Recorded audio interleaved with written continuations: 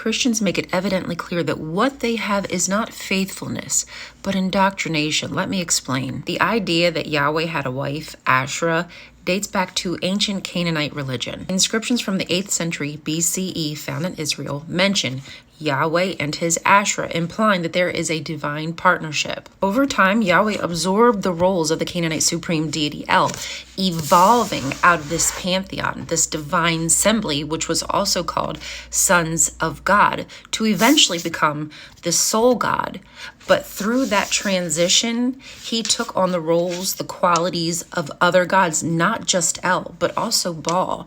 And there are many scholars, there's lots of academics that support this idea that a lot of the poetry for Yahweh came from the Baalistic literature. This transition reflects a shift of power, but that doesn't necessarily mean that it reflects what the people were doing. This shift in power was fueled by the elite's desire to have control. But through that syncretism, Yahweh gained a wife, and for hundreds upon hundreds of years, not only was she worshipped by the people in the land, but she was also worshipped at the temple. And there have been plenty of other temples that have been found in and around Israel that prove that Yahweh was worshipped with a consort. If what Christians had was faith, they would have no problem acknowledging this information, taking some self-reflection time, and realizing that Christianity has polytheistic roots. The foundations of their religion has come from other different gods that have now been incorporated into their religion.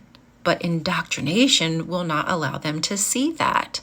Yahweh was once a Bene ha-Elohim, a son of God, of El. Jesus is supposedly a son of God, yet now they elevate him to authority above Yahweh. So who are they to call anybody out their name or turn their nose up at worship of Asherah when they themselves do exactly the same thing, those idolatrous Christians?